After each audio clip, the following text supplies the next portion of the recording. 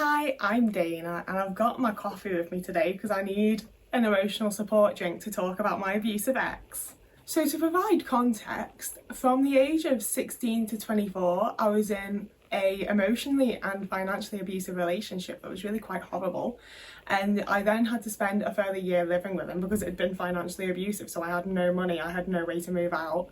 And I made a video the other day about when I first moved out because I found a load of old footage, and that prompted me to realise that it's been like 2.5 years now, which is really weird because it both does not feel like it's been that long and also feels like it's been so much longer. Like it feels like it's been like 5+ years, you know?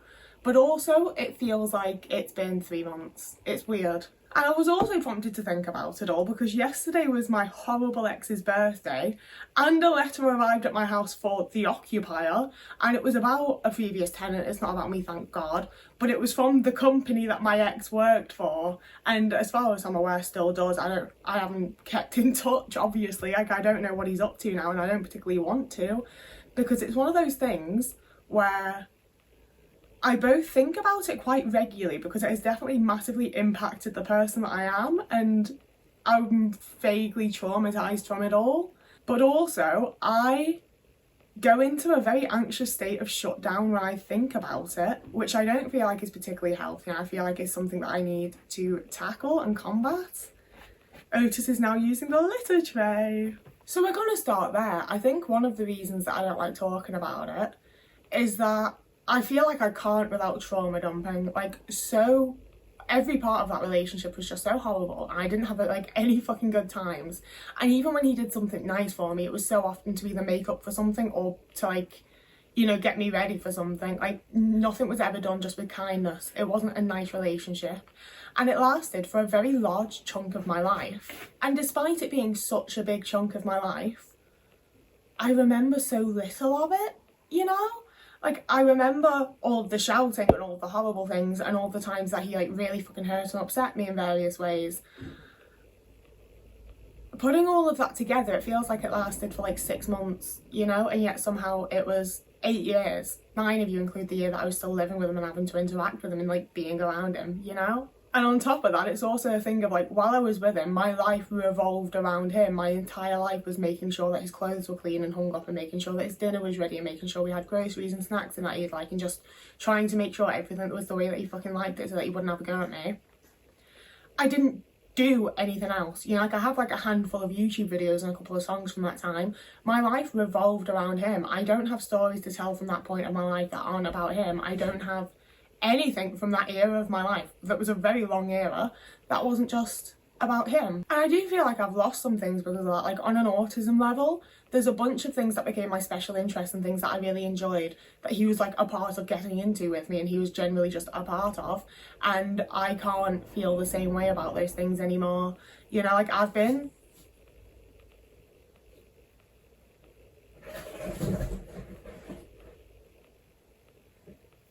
sorry, I need to see what Otis is doing. Come on, Otis. And, like, on the one hand, it's been 2.5 years. Obviously, I should get into different things and enjoy various things and that. But also, there's things that I definitely kind of miss and want to enjoy that I just can't because he was a part of it. The whole thing with Otis made me, like, really lose my train of thought. I remembered, like, the next sentence I wanted to say, and now the rest of whatever it was going to be is gone. So, for the first, like, 1.5 years or so, I feel like I was very much trying to process what I'd been through and, like, how that relationship had been and how just, like, fucked up and dodgy it was. Like, I was 16 when I got with him and he was 21. Like, it was just a very uncomfortable, very unhealthy, very abusive and traumatic situation. And it's one of those things where I'm still very reluctant a lot of the time to call it traumatic, but also we're really getting into it because, like, there's still regularly most days something that makes me think of him, something that reminds me of him, something that makes me anxious because of that fucking man, you know? And it's been 2.5 years, and there's lots of ways in which I don't think about him at all anymore, and yet there's also a whole bunch of ways where I can't fucking help it, and it really pisses me off. And I hate the way that it's, like, affected me as a person.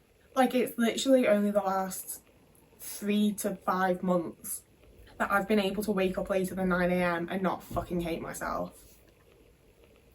Like, he gave me such a thing of like, if you wake up later than like 8:39, you're the laziest, slobbiest little fuck ever. Like, there is no point to your existence and you are not worth anything as a person. So I spent years waking up at like 6, 7 a.m.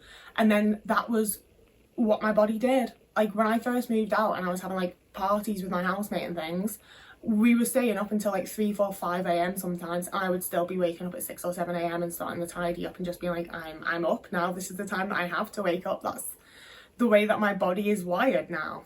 Like, just being able to sleep in and not have that make me feel like the worst person in the world is absolutely golden and incredible and so nice.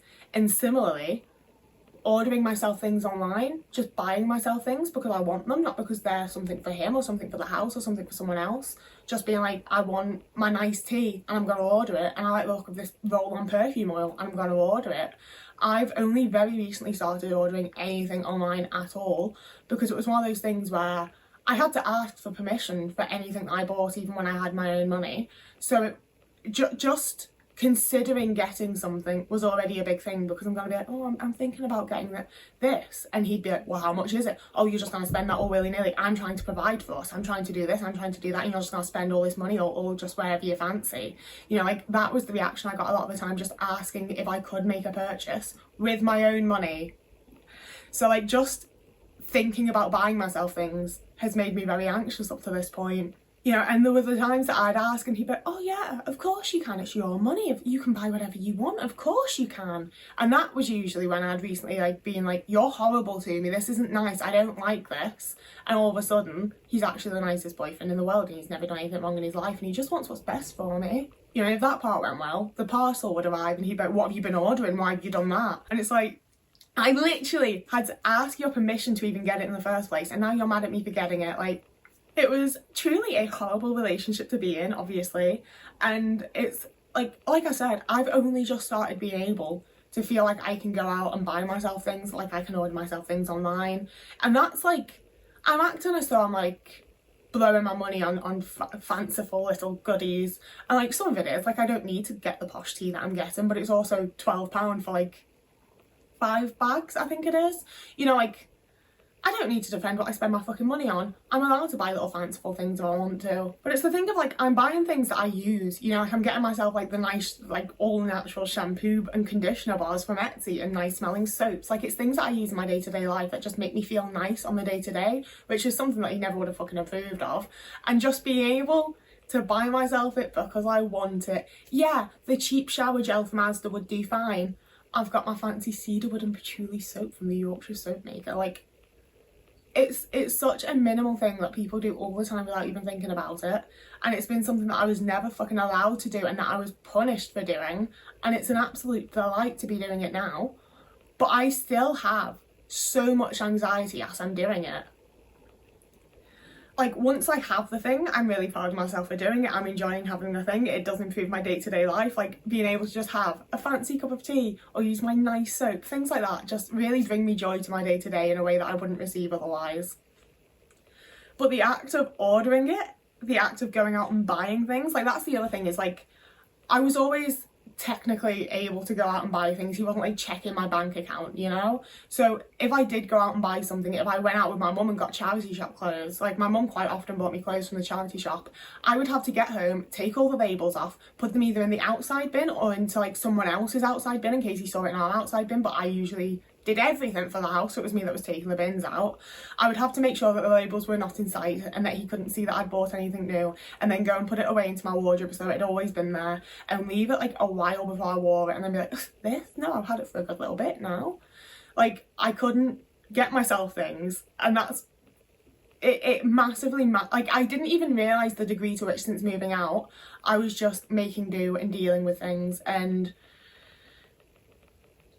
I was so scared to buy anything for myself. Like, even when it came to the house stuff, like when my housemate first moved out and I went to Asda, I must have spent 3 hours walking around my local Asda, and it's not a particularly fucking big one, because just the idea of buying myself a saucepan when I already have a saucepan, and yes, I like this saucepan and it would be nice to have two, especially if I want to have like potatoes and a veg as well as the meat that's in the oven.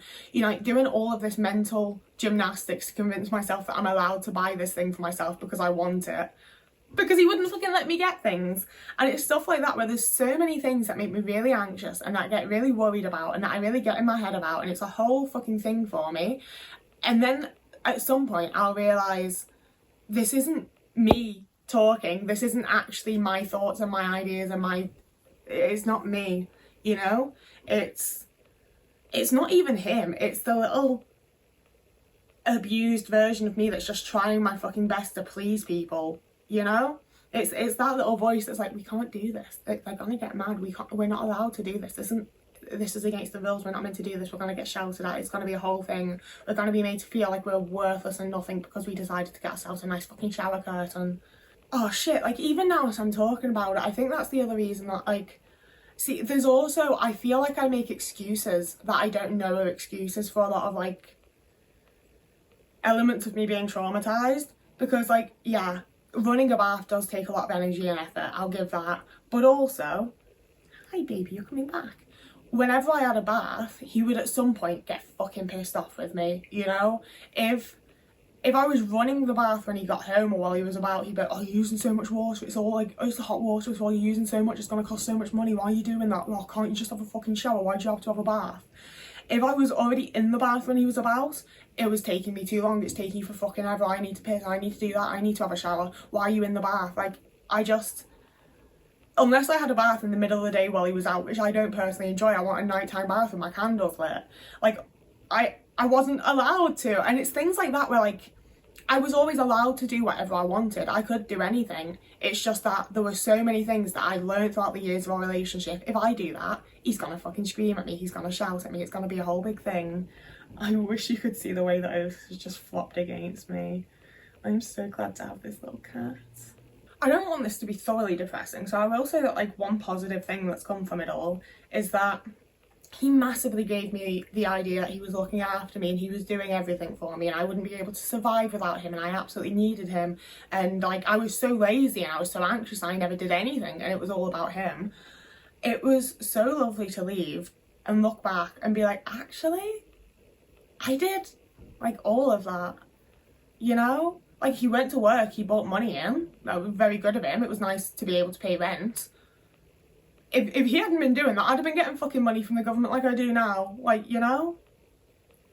But especially when it comes to, like, he was devastated that I didn't let him keep any of the cats, and there was a whole fucking shitload of stuff to that as well, because I'd been like, if you show me that you can look after a cat, you scoop its litter box, you can keep it fed on time, you maintain a cat, I will let you keep a cat, and he didn't do those things. But even prior to that, I'd taken in a cat, I had to convince him to take in the cat, she then had kittens. Otis is one of the kittens that she had, and he was super, super ill as a baby. He almost died, like, it was horrible. I was constantly back and forth to the vet with him. We had the whole phase where he had to be fed every 2 hours, and it was one of those things where he was like, oh yeah, we'll feed him every 2 hours, we'll make sure he's okay. I don't remember that man doing a single feed, genuinely. Like, I was very like, I don't expect you to feed him through the night because you're in work, but you come home and there's like 6 hours where you're awake and around the house. You could feed him 3 times during that, but he never did. And then he wanted to keep the fucking cat, you know? And it's things like that where he was very like, oh, what about taking them to the vets? What about doing this and that for them? And it's like, I already was doing that. Like, I'm glad that you occasionally paid for the vets. It was usually me and my mother, but, like, good on you for every now and again actually paying for the animal that you consider to be your pet. But, like, 99% of things that he was like, and how are you gonna do that without me? I was like, I already do that without you. I do it while you're at work. Like, literally all of it, you know? He was very like, and how are you going to, like, get furniture and stuff? And I was like, you're sitting on my couch, you sleep in my bed, you know? Like, he didn't do those things. He broke, like, that's the thing, he broke so many of my beds and couches, the fucking prick. And I would go to a charity shop, I would go on Facebook Marketplace, I would find a fucking new one, I would pay for it, I would have my mum go and take me to get it, or my brother, or whoever else fucking offered at the time. I would go and pick it up and I would bring it home and I would build it and put it into place and get it all nice and set it up. And he was like, but I pay the rent. And it's like, yeah, that's why you get to keep the fucking house, my guy. The furniture that I paid for and brought into the house and decorated and sorted out, I will be keeping. And he absolutely, like, hadn't considered any of that. He really thought it was all his. Like, I moved out quite slowly and I could see like the shock and absolute rage on his face every time a new piece of furniture was gone or whatever else, you know? And it's like, well, you could have helped me build this home, you know? Like, I thought that we were building it together, and now that I'm leaving it, I fucking built it all. I did all of this. It was all me. You got to live here and have a nice home because I fucking set it up for you. And one thing that honestly pisses me off, that is quite off topic, is that I then moved into the next house with this like housemate that I had, and I basically did the same fucking thing for him. Like, I still have a birthday card he wrote me somewhere. He's like, oh, thank you so much for making this house a home. It's so nice to live here now. And it's like, you can do that, my guy. Like, I'm pretty sure he just waited for his fucking girlfriend to sort it after I was like, I'm peacing out of here. Like, you can make a house a home yourself, men. Like, I know not all men are like that, and plenty of men do that and make it all nice for themselves, and I get that. Like, I vibe with you guys. But the men that I've been around and been with, why the fuck are you living in empty little boxes waiting for your girlfriend to come and sort it for you when you finally manage to get one? It's gross. Grow up. Like, fuck. Like, these have all been men in their mid to late 20s, you know? Like, it's not like I'm talking about some, like, 21-year-old that's just left uni and don't know what they're doing. Like, I was younger than them. They could have done it. They didn't. Losers. But I just had such a incredibly low view of myself and low self-worth. And I genuinely, like, I remember crying hysterically for, like, what felt like weeks on end, honestly, because it was, like, it wasn't all day, but it was every day, because I was just like, I don't know how I'm going to survive without these people in my life doing these things for me. I don't know how I'm going to do X, Y, Z. I don't know how this is going to go down. I don't understand how I'm supposed to maintain this and that. And once those people are out of my life and I'm doing it myself, I'm like, oh, I was already at least 95% of the way to doing this myself. You were absolutely half-arsing it, half-arsing me. Could not be fucked. You're not that clever. Like, that's the thing, is like, literally everybody that I've had some sort of big falling out with, where I've been like, I don't think you're as nice as you've been trying to make me think you are. My life's easier afterwards. And they've spent the whole time being like, I make your life easier though, I help you out so much, I do this and that. And when they're gone, I'm like, oh, this is actually, you know, it's so much easier to do what I was doing anyway without some fucking asshole niggling to me from the side. It's actually much easier and nicer. And I'm actually quite I'm actually a happier person for it. There's still plenty of stuff that I struggle with and that I do need and frankly deserve help with, because I am autistic and I am disabled, and it's not just me being lazy, or it's not just me being a little bit anxious and needing to get over it. Like, I do have a disability and I do deserve actual support for that. But I'm also not nearly as incapable as the people around me have acted like I am, and the help that they've been providing definitely has not been as vital to me as they like to think that it is, I think, more than anything. All in all, quite frankly, like, it's one of those where in a lot of ways I do feel like I'm just in various different types of shit rather than actually fixing anything. But I would much rather be in a type of shit where I can just deal with my own crap and fucking rest and relax and be nice to myself than have someone constantly making me feel awful while also being in a shit situation, you know? Like, it doesn't always feel like I've done better for myself, but I know that I actually have, and that's nice. So I'm gonna round up the video here. As always, I'd love to hear anything you have to say in the comments. I feel like this is kind of one of my therapy for me videos. Like, it'd be lovely if this does... I feel like, if anything, it'll, like... Yeah, like, it'd be lovely if this does, like, resonate with someone, make someone feel better, whatever else. As someone who massively struggles to talk about that relationship and the things that happened with it and everything, I think that talking about it in videos and just doing this kind of thing, especially when I've had like a big reminder like I did yesterday, is just honestly really beneficial to me, and it helps me out a lot. But it's also the kind of thing where these types of experiences, whenever I see people talk about their experiences of similar things, I feel better, you know, just knowing that someone else has been through similar things and felt similar things and has come out of it. So if I can provide that to someone, that's also lovely. So yeah, as always, you can follow me on TikTok, Instagram or Blue Sky. I'm posting quite a lot on TikTok at the minute, and I think the videos are quite fun. You can also find me on Patreon or Ko-fi. And before I go, I don't want this to, I don't mean for this to become a trend. I am just going to show you my oats. Yeah, my gorgeous boy. A gorgeous, gorgeous man. The only good man in the world. Yeah, it's you, it's just you. It's just you and me forever, my little toad boy. He's the oat boat, and he's on his way to the oat milk river today. He's just a baby. So yeah, whoever you are, wherever you are, you're having a lovely morning, evening, day, afternoon, week, month, year, and I will see you again in a couple of days.